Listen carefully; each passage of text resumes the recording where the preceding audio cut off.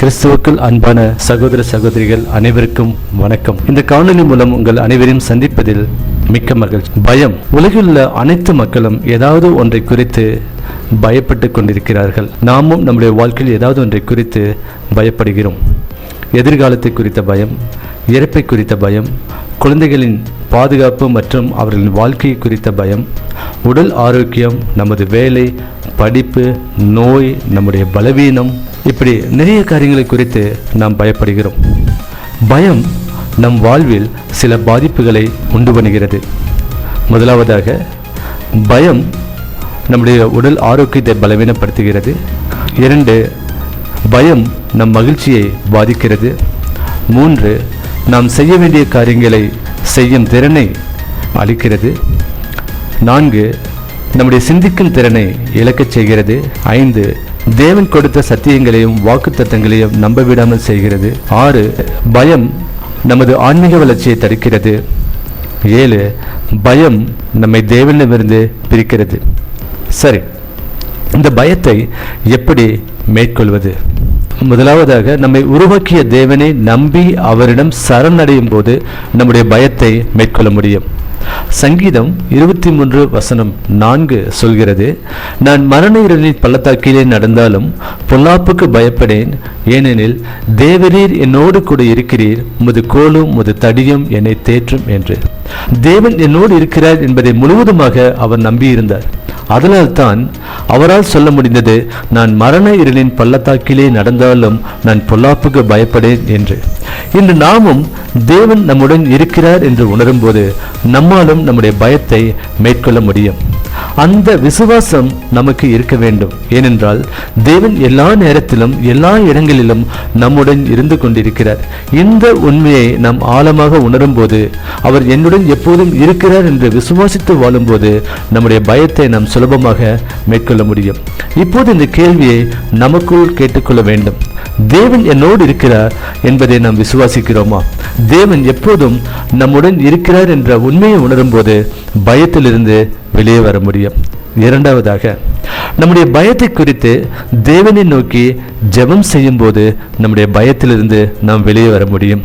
சங்கீதம் 34:4, நான் கர்த்தரை தேடினேன், அவர் எனக்கு செவி கொடுத்து என்னுடைய எல்லா பயத்துக்கும் என்னை நீங்களாக்கி விட்டார்.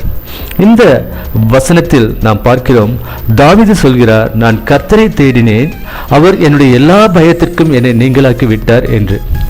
இந்த வசனம் ஒரு காரியத்தை நமக்கு தெளிவாக சொல்கிறது. நாம் கர்த்தரை தேடும் போது அவர் நம்மை எல்லா பயத்திற்கும் நீக்கி விடுவார் என்று. நம்முடைய பயத்தை குறித்து நாம் தேவனுடன் தொடர்ந்து ஜெபம் செய்யும் போது, ஊக்கமாய் ஜெபிக்கும் போது நம்முடைய பயத்திலிருந்து நம்மை மீட்டு நீக்கி அதிலிருந்து வெளியே வருவதற்கு உதவி செய்வார். ஆதலால் நம்முடைய பயத்தை குறித்து நாம் தொடர்ந்து தேவனிடம் ஜெபிக்க வேண்டும். நம்முடைய பயம் எது வேண்டுமானாலும் இருக்கலாம். ஆனால் நாம் எதற்கு பயப்படுகிறோமோ அந்த பயத்தை குறித்து நாம் தொடர்ந்து தேவனிடத்தில் ஜெபம் செய்யும் போது அந்த பயத்திலிருந்து வெளியே வருவதற்கு தேவன் உதவி செய்வார். தேவன் நமக்கு உதவி செய்தால் கண்டிப்பாக நம்முடைய பயத்தை மேற்கொள்ள முடியும். மூன்றாவதாக, தேவனையும் அவருடைய வாக்கு தத்தங்களையும் விசுவாசிக்கும் போது நம்முடைய பயத்தை நாம் மேற்கொள்ள முடியும். தேவன் நிறைய வாக்கு தத்தங்களை வேதாகமத்தில் கொடுத்திருக்கிறார். தேவன் அதிக இடங்களில் பயப்படாதே, திகையாதே, கலங்காதே, நான் உன்னுடன் இருக்கிறேன் என்று வாக்கு தத்தம் சொல்லியிருக்கிறார். நாம் இந்த வாக்கு தத்தங்களை நினைவு கூர்ந்து நம்முடைய வாழ்க்கையில் அதை உணரும் போது நம்முடைய பயத்திலிருந்து நாம் வெளியே வர முடியும்.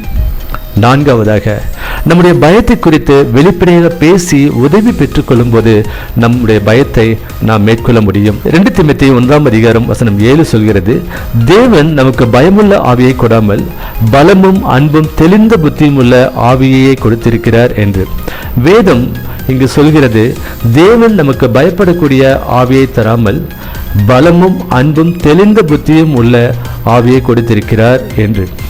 நாம் நம்முடைய பாவத்தை குறித்து வெளிப்படையாக தேவ பக்தியுள்ள மனிதரிடத்தில் பேசும்போது அவர்கள் சரியான வசனத்தை நமக்கு காண்பித்து தேவன் எப்படிப்பட்ட ஆவியை நமக்கு கொடுத்திருக்கிறார் என்று நமக்கு புரிய வைப்பார்கள். தேவ மனிதர்களிடம் நாம் வெளிப்படையாக பேசும்போது அதற்கான உதவி நமக்கு கிடைக்கும் போது நாம் பாவத்திலிருந்து வெளியே வர முடியும். அது மட்டுமல்ல, வேதாகமம் வெளிப்படுத்தின விசேஷத்தில் சொல்கிறது, பயப்படுதல், ஒரு பாவம் செய்வதற்கு சமம் என்று.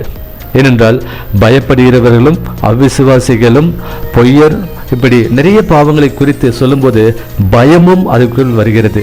பயம் ஒரு பாவம் செய்வதற்கு சமம் என்று இந்த வசனத்தில் பார்க்கிறோம்.